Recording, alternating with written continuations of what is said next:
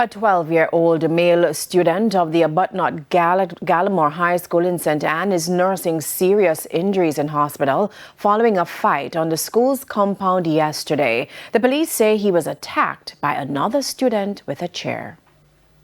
Yes, about 2:15 p.m. yesterday at the Abutnot Gallimore High School in Alexandria, a 12-year-old student was hit by another student who is 13.